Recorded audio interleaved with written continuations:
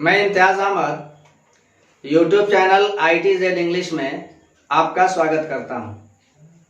आज की इस पीरियड में हम कुछ उस तरह के सेंटेंसेस को बोलना सीखेंगे जिनकी क्रिया मजबूरी या लाचारी वश करनी पड़ती है।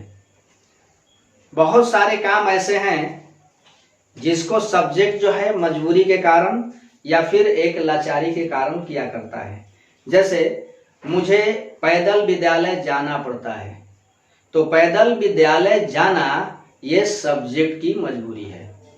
गधे को बोझ ढोना पड़ता है, तो अगर कोई जानवर गधा है तो बोझ ढोना उसकी लाचारी है। तो आज हम लोग इसी तरह की कुछ क्रियाओं को बोलना और फिर उसका ट्रांसलेट करना सीखेंगे। इस पीरियड में हमारा स्टडी का जो टॉपिक है वो टू हैव प्लस इन्फिनेटिव है। टू हैव आप सबको पता होना चाहिए कि टू हैव जो है पोजीशन शो करता है, स्वामित्व दर्शाता है। स्वामित्व दर्शाने के लिए हम लोग अक्सर इसका यूज करते हैं। जैसे आई हैव अ काउ, मेरे पास एक गाय है, तो आई का स्वामित्व जो है गाय पर और गाय का स्वामित्व आई पर। तो इस स्वामित्व को दर्शाने के लिए हम टू हैव का प्रयोग करते हैं। और टू हैव के साथ आज हम इन्फिनेटिव का यूज करेंगे, है ना। जैसे अगर क्रिया से सब्जेक्ट की लाचारी या फिर मजबूरी का पता चल रहा हो तो उस हिंदी क्रिया की रचना क्रिया प्लस पढ़ना होती है। अर्थात क्रिया के अंत में पढ़ना शब्द का प्रयोग किया जाता है। जैसे मुझे काम करना पड़ता है, माँ को बर्तन धोने पड़ते हैं, तुम्हें मार्केट जाना पड़ता है। तो ऐसी क्रियाएं लाचारी या फिर मजबूरी दर्शाती हैं। ऐसी लाचारी या मजबूरी दर्शाने वाली क्रियाओं का ट्रांसलेट हम करते हैं टू हैव प्लस इन्फिनेटिव से।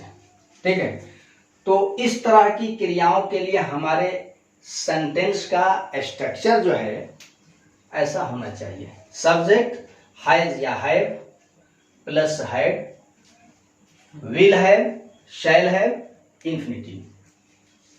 यानी कि ये जो है आपका ये सब का सब हमारा वर्ब है। यहाँ आपका सब्जेक्ट है, ये सब आपके वर्ब हैं। अब थोड़ा समझते हैं कि कहाँ हम हैज, कहाँ हैड, कहाँ विल हैव, कहाँ यूज करेंगे, इसके बारे में समझो। प्रेजेंट टेंस के लिए हम हैज और हैव का यूज करते हैं। हैज क्या है, तो ये आपका सिंगुलर फॉर्म की क्रिया है।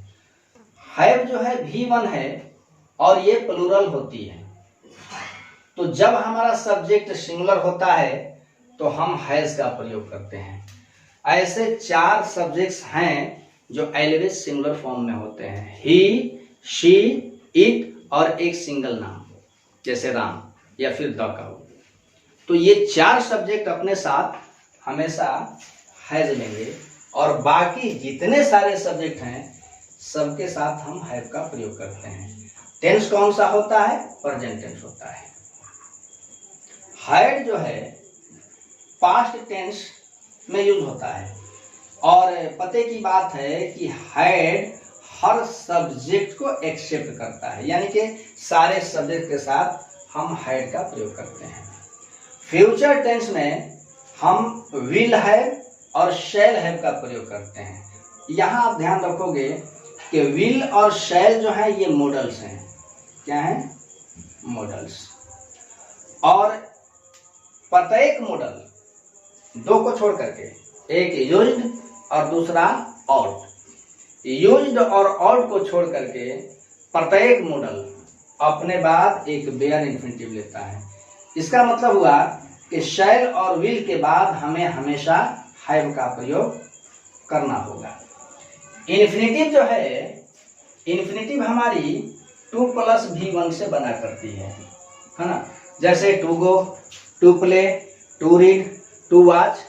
तो इस तरह की क्रियाएं इन्फिनेटिव होती हैं। अब आओ मजबूरी में बोले जाने वाली ऐसी क्रियाओं को हम एग्जाम्पल में रख करके देखते हैं। जैसे किसान को धूप में काम करना पड़ता है, तो काम करना पड़ता है यह आपका वर्ब है, किसान जो है सब्जेक्ट है और धूप में कॉम्प्लीमेंट है। अब इसको हम ट्रांसलेट करेंगे, द फार्मर हैज, सब्जेक्ट हमारा सिंगुलर है, हैज यूज करेंगे, मामला प्रेजेंट टेंस है। The farmer has to work, किसान को काम करना पड़ता है धूप में, इन द सन। क्लियर? अब देखो हम नॉट का प्रयोग कैसे करते हैं। रतन हैज नॉट, नॉट के बारे में, नॉट का थोड़ा आप यूज समझ लो कि नॉट का प्रयोग हम कैसे करते हैं। नॉट जो है एक एडवर्ब है और एक एडवर्ब खास तौर से वर्ब को क्वालिफाई करता है। नॉट एक ऐसा एडवर्ब है जो मेन वर्ब को क्वालिफाई करता है, यानी कि बताता है कि वर्ब का गुण क्या है, दोष क्या है। और ये नॉट एक ऐसा एडवर्ब है जो अपने पहले हमेशा एक एक्सिलरी वर्ब लेता है, सहायक क्रिया। जब तक नॉट के साथ कोई सहायक क्रिया नहीं आएगी, नॉट का प्रयोग नहीं हो सकता। जैसे is not, can not, do not, should not, must not, can not, बिना सहायक क्रिया का नॉट का अराइवल नहीं हो सकता है। ठीक है? अब ऐसा क्यों है भाई? तो नॉट एक एडवर्ब है और ये वर्ब को क्वालिफाई करता है।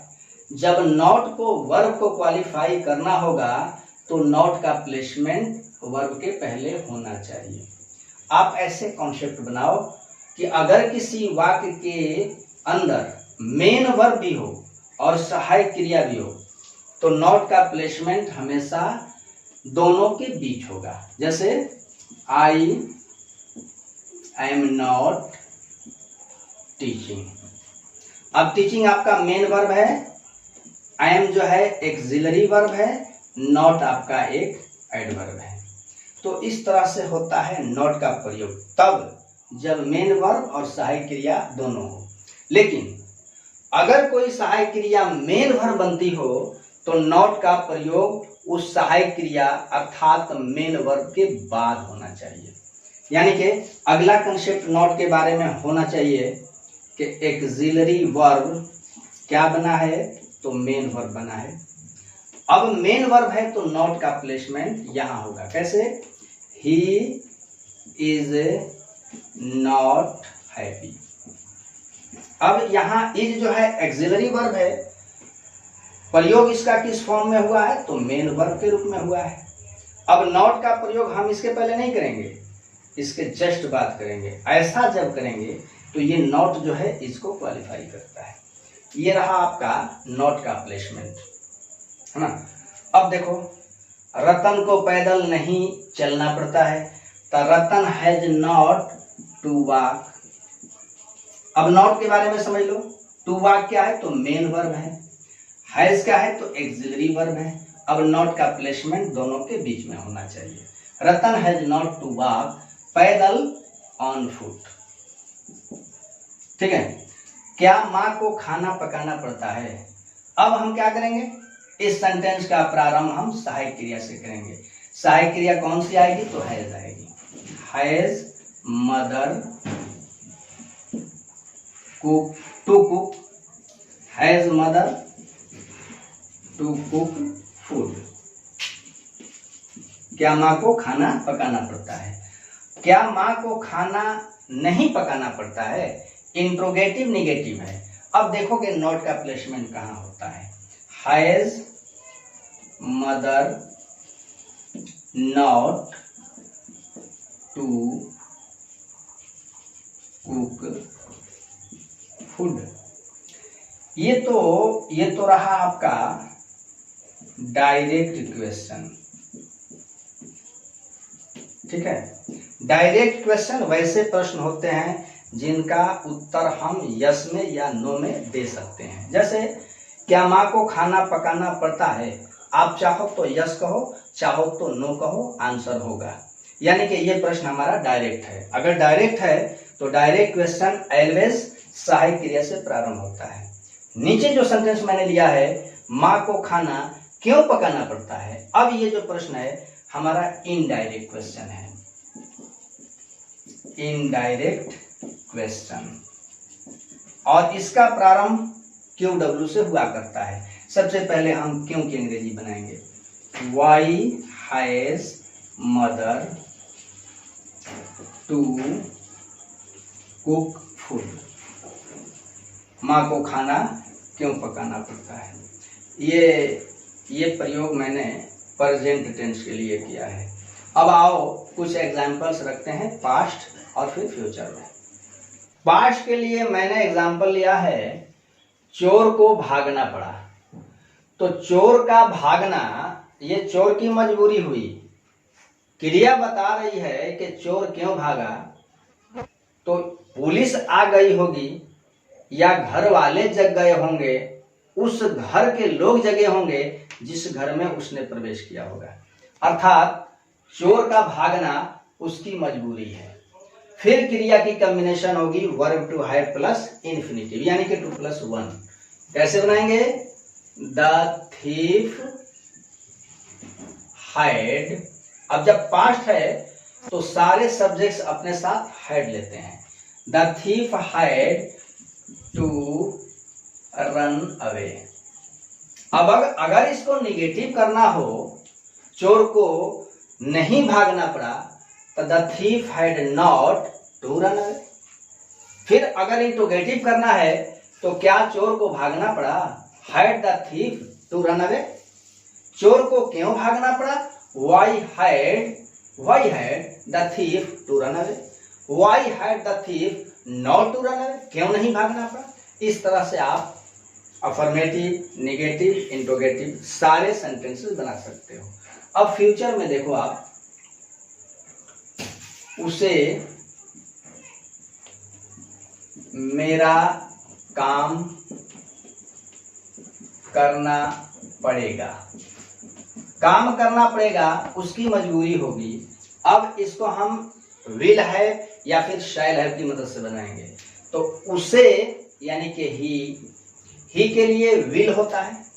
एंशिएंट कंसेप्ट के अनुसार आई और वी अपने साथ शैल लेते हैं, बाकी सारे सब्जेक्ट्स विल लेते हैं। मॉडर्न कंसेप्ट में अब सारे सब्जेक्ट्स अपने साथ विल ले रहे हैं। He will have to do my work. अब आप इसको नेगेटिव बना सकते हो, he will not have to do my work, उसे मेरा काम नहीं करना पड़ेगा। Will he have to do my work, क्या उसे मेरा काम करना पड़ेगा। नेगेटिव बनाओ, will he not have to do my work, क्या उसे मेरा काम नहीं करना पड़ेगा। Why will he have to do my work. इस तरह से आप अफर्मेटिव, नेगेटिव, इंट्रोगेटिव सारे सेंटेंसेस को बना सकते हो, आसानी के साथ, फर्राटे के साथ बोल सकते हो। याद रखना, अगर क्रिया मजबूरीवश होती हो तो उसका हम translate to have plus infinitive से करते हैं। मुझे पूरा भरोसा है कि आपको ये वीडियो पसंद आया होगा। अब तक आपने मेरे चैनल को सब्सक्राइब नहीं किया तो प्लीज़ आप मेरे चैनल को सब्सक्राइब कीजिए, वीडियो को दोस्तों को शेयर कीजिए, लाइक कीजिए, कमेंट कीजिए। फिर मिलता हूँ अगली पीरियड में, तब तक के लिए अलविदा, खुदा हाफिज़।